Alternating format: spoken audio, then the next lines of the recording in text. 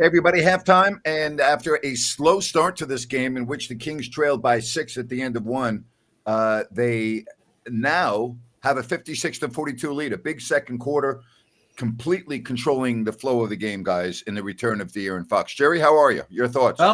Good. I thought that second quarter was about as good a quarter as we've seen all year, especially on the defensive end. I mean, really, other than some deep shots and maybe some garbage attempts were closed out, and Zach LaVine really provided the margin. I thought. I mean, when he got his game going, man, this team's tough to stop. Jerry, if I said the Kings caused their own offensive problems in the first quarter, you would say yes. Yeah, they no question about it. Just really not getting the ball moving and missing shots, but just wasn't a good offensive performance. The defense wasn't bad, and then we saw in the second quarter, defense got better, and the offense they finally, that they really got good quality shots about every trip. The Spurs just don't have enough offense to win this game. They just don't, and they're not going to score 100 points in this game. And De'Aaron Fox looks like the same De'Aaron Fox to me, where there's just too many games where we're talking about the same thing, his inability to shoot, particularly from deep. And, again, good for him that he got a standing ovation. I've been very open. I wouldn't have done it.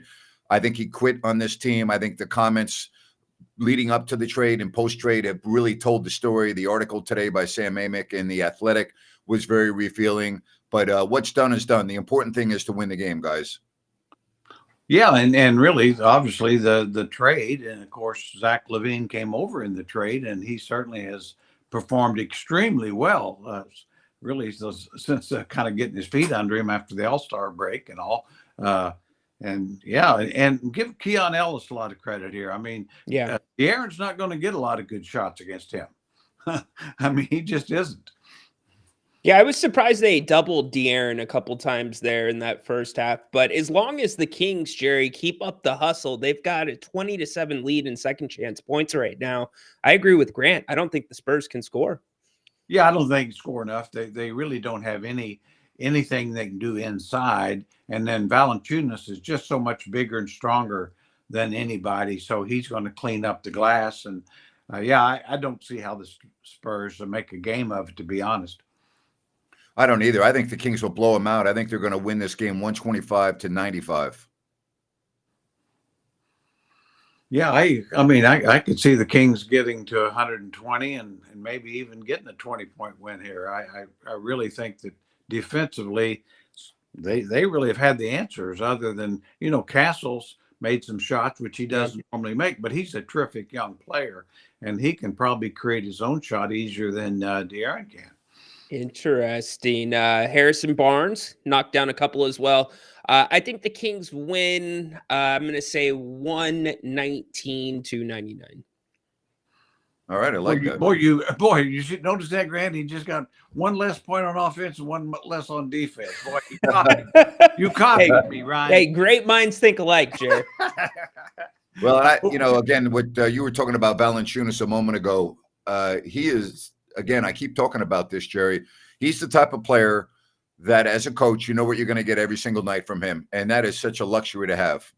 Yeah, he's an old school center. He's one of those guys. He'd been a good center back in the middle '80s, and and those guys, are valuable. Obviously, like I say, New Orleans let him go, and guess what? Now they're one of the worst teams in the West, and where they were one of the better teams when they had him, and I think that's a big part of it. The guy's a really good player.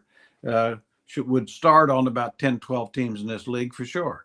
He's reliable, something New Orleans does not have on their roster right now. Yeah, you got to win this game because you got the Clippers next. They're playing the Suns tonight, and they currently are in a tight game there, but they are leading. Not the Suns. They are playing. Who are they playing? I was just looking at their score. Give me a second here. But the Clippers are in action tonight. And so New York.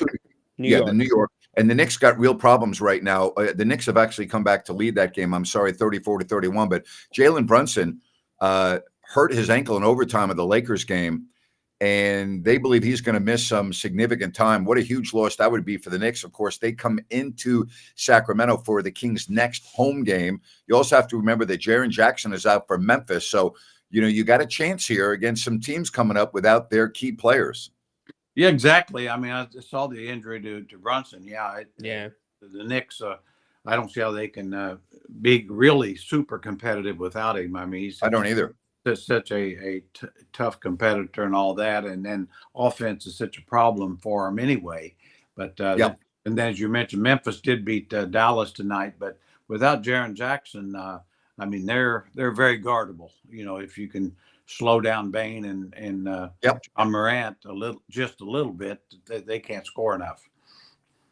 Yeah, but when you're playing the Kings and you're the Knicks, you still have Josh Hart. So he's been a problem for us. And Karl Anthony Towns will be a tough matchup. I think that's one guy will be a tough matchup for Valanciunas because of his ability to go out on the floor. So and a team, very true.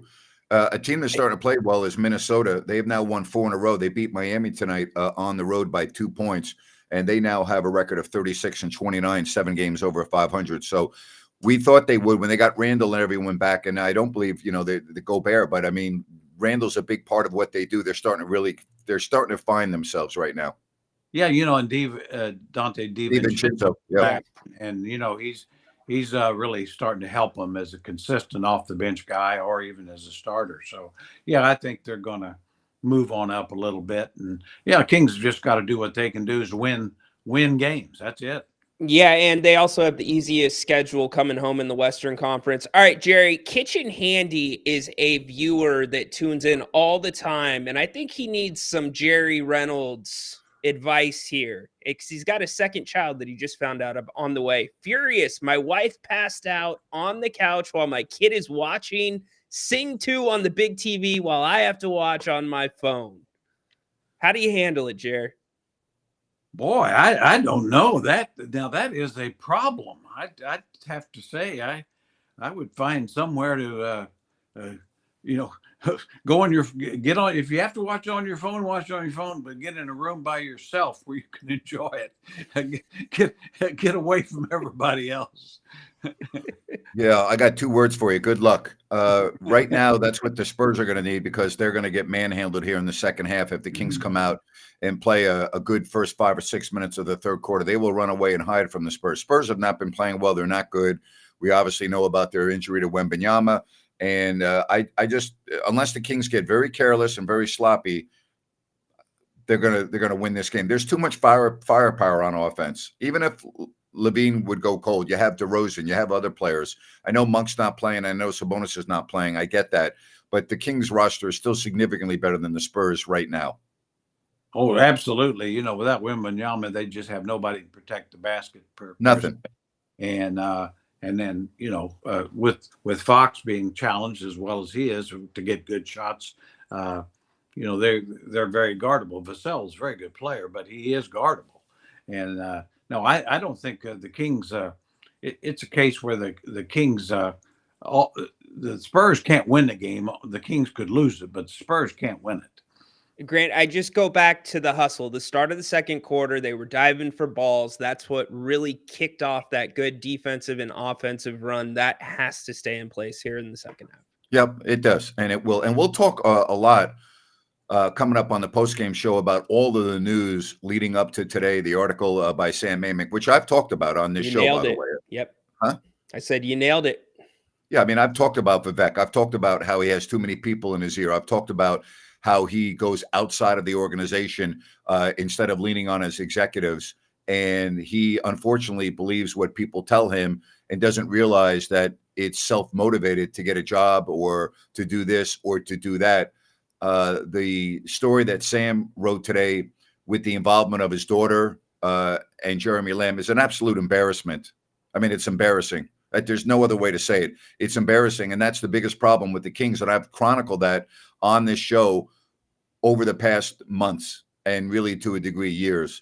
That's the unfortunate part of this whole situation because he's the owner and that's not going to change unless he wants it to change. He's the managing general partner. He has complete control of the franchise. He can do what he wants.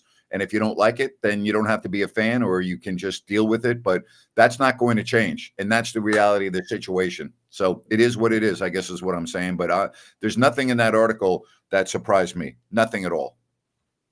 No, and as you say, managing general partner, a lot of sometimes fans will say, well, some of the minority owners have as much or more percentage. Doesn't make any difference. The managing general partner has total control until he, like you say, till he chooses not to. Yep. Can't treat a sports franchise like a small family business. Can't do it.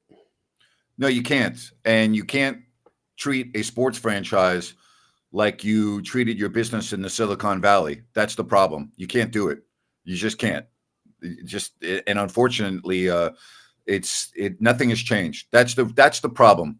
Nothing has changed, and I don't expect it to change. And so it really makes life difficult for the people that are trying to do their job and make important decisions to the betterment of the team. It's just always interference. It's just a real problem. There's just that's all there is to it. So we'll talk about it on the halftime, Ryan, if you're good with that. Of course. Looking forward to it. Yep. Jerry, thank you, buddy. Enjoy the second half. Yeah, I plan to. And I think you guys are going to have a fun post game. Kings defense, man, they're making progress here. They're making progress. And this team gets whole with Monk and Sabonis, boy, the bench becomes good. This team can really help themselves, even with a tough schedule. Jerry, stand by, Jerry. If there's any issues lighting that beam, we might need to send you down to the G1C.